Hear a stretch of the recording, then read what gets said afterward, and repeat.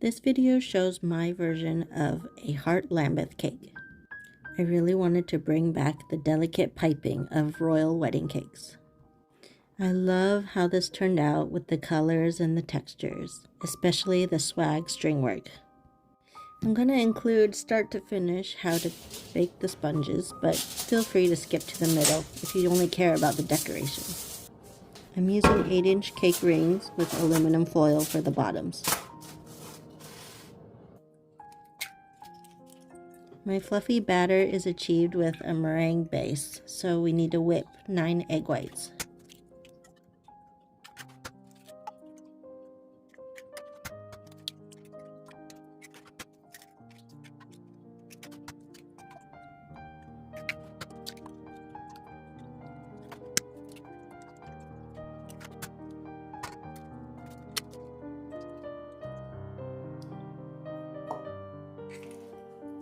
You portion out half the sugar with the egg whites and half the sugar with the yolks, approximately. We'll just let those egg whites whip to stiff peaks while we get everything else ready. I love this type of cake sponge because you only need about half the amount of flour. I sift together all-purpose flour and cornstarch. You can also just use cake flour. Also some baking powder for a little boost. Sift these together 2 times.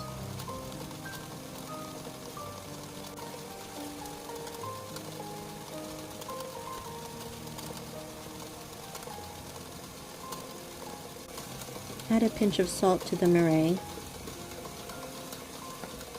Add some vanilla extract to the yolks. For the fats and flavor, I use a combination of evaporated milk, vegetable oil, and butter. This mixture is where you can play with flavors, such as adding melted chocolate, caramel, coffee, green tea, anything you can imagine.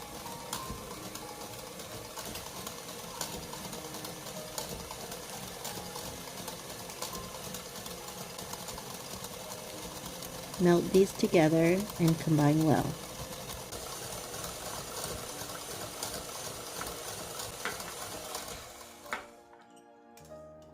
Looks like our meringue is getting pretty stiff. Move the meringue into another bowl. You don't need to worry about cleaning anything. Then we're going to beat the yolks and sugar and vanilla until it's nice and creamy.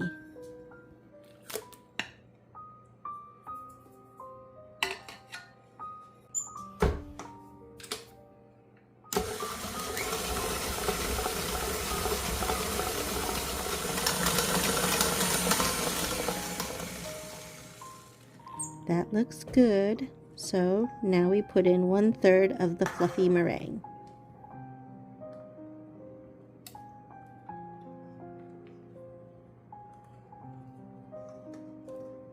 Normally I would fold in by hand, but I wanted to try using my mixer this time.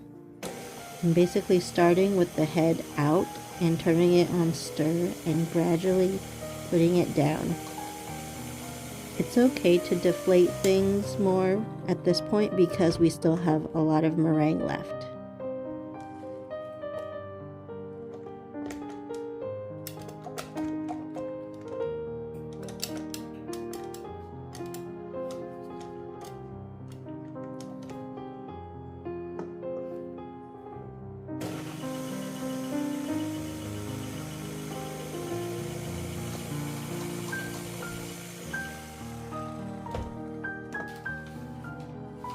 Now we put our dry ingredients in to make a batter.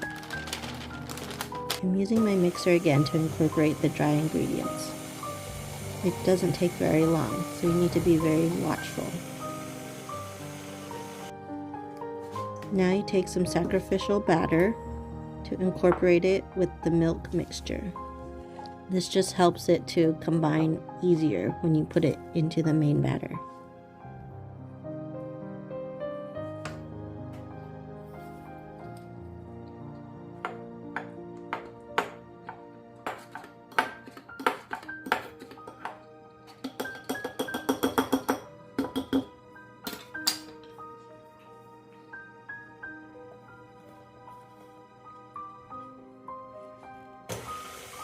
One last quick mix and then we'll be ready to fold in the rest of the meringue.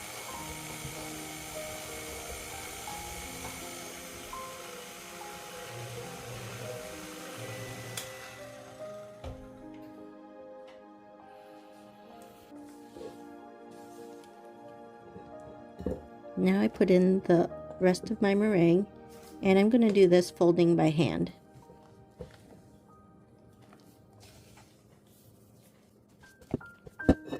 It gets pretty tiring and you're always trying to find those lumps, but it's better to be slow and steady for this final mix.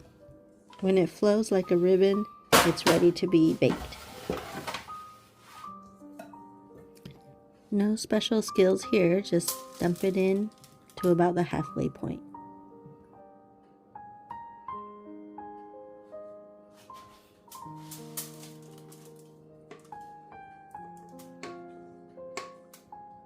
You can distribute the batter a little more evenly if needed. Use a pick to drag all through the batter. This helps get rid of larger bubbles and make a better crumb.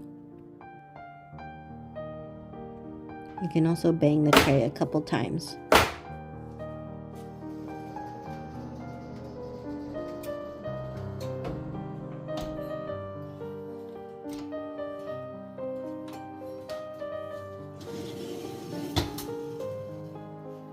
After baking, you invert the cake rings and let it cool upside down.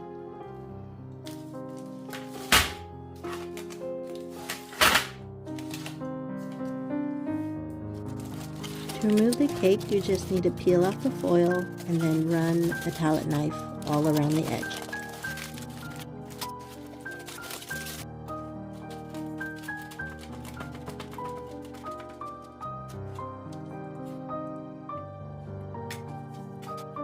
Double wrap your cake sponges and store in the fridge so that it can firm up.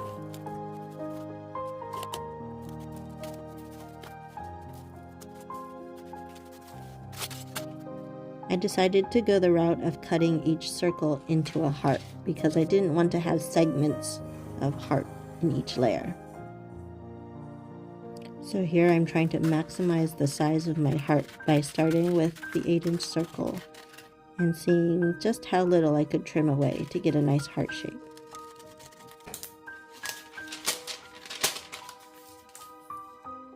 Now I'm using my wire leveler to make sure every layer is exactly the same height.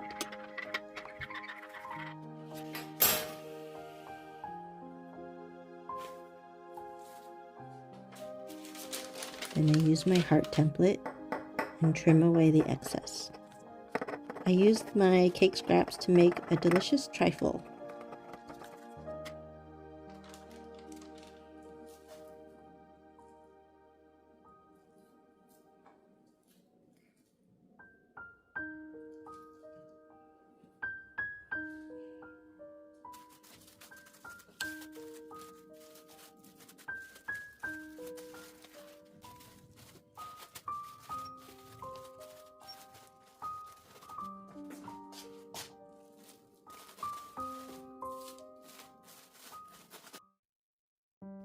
This order was for vanilla cake with a chocolate Swiss meringue buttercream and a fudge caramel filling. For each layer, I lay down a thin layer of chocolate buttercream, then I dam all around the perimeter, then I fill with fudge caramel.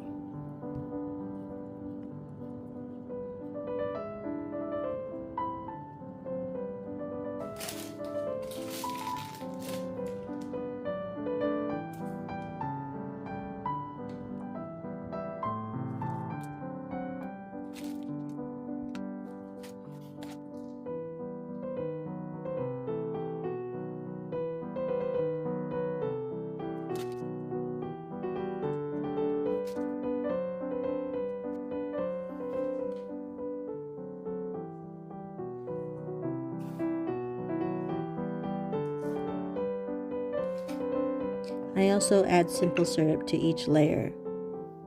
One thing with the meringue-based sponges is they can get a little dry after a while. Now I'm doing a generous crumb coat with more chocolate buttercream.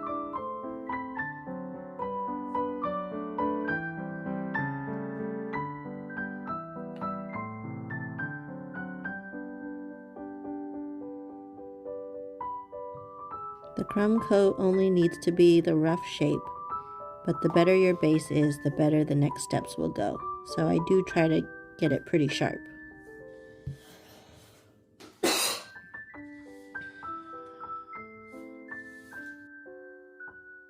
To prepare for my edible image, I laid down a layer of white chocolate ganache. This is so all the colors will show up accurately through the image. This picture is my customer's favorite singer from the band Ghost. Now, I am not personally a follower of the band, but I really appreciated his tailored suit, and I wanted to make it vibe with this cutesy heart cake. My final frosting layer is actually white chocolate ganache. I tinted it a very soft pink. I tried to match the color of the edible image. It's a little bit lighter, but still good. I piped on this layer so that I knew I'd have a very consistent thickness. And now I'm smoothing it out with a flexible scraper, just filling in all the gaps.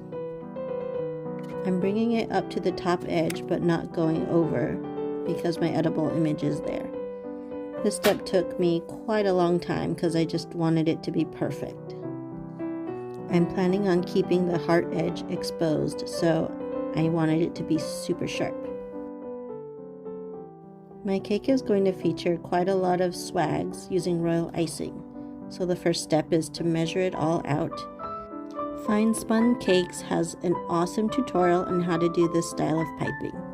I'm starting with a rope border where you vary the pressure to get it more wider towards the bottom and thinner towards the top.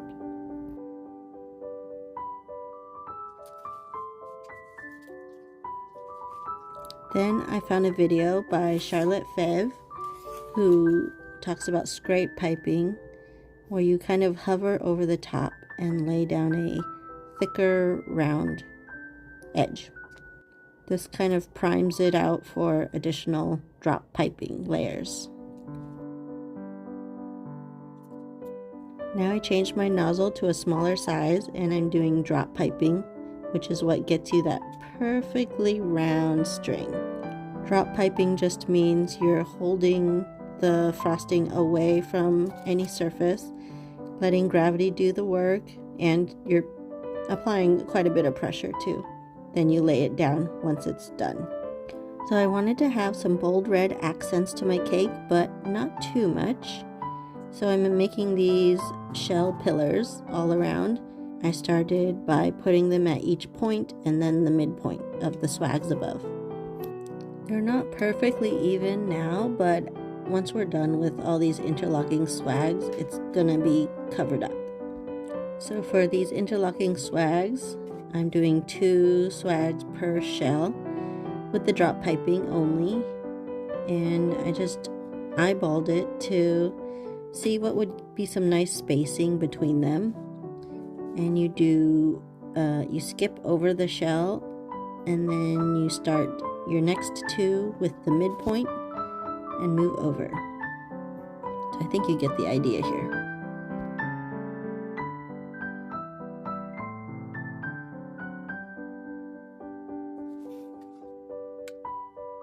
And you just make your way around, trying to be as consistent as you can. For every attach point, I make sure to cover it up with some kind of decorative frosting. Now for the top border, I was really wanting to avoid a bulky shell, so I found some S and C shape patterns, also by Charlotte Fev, that I thought was really cute, so I wanted to try it.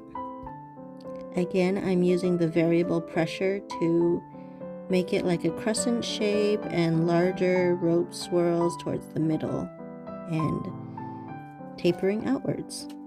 Here I'm using some pink ganache to cover up those swag and attach points. I thought it was looking a little bare, so I decided to put in this braided border down the middle with a Saint Honore tip. Okay, and I'm doing more overpiping on the top border just to make that picture pop. I have a hard time knowing when to stop, but I added some royal icing lines on the inside too. Finally, I added little dot accents and little pearls just for extra cute shine and accent. I had to stop myself here or else it was gonna look like too much. What do you think? Leave a comment below. Cheers!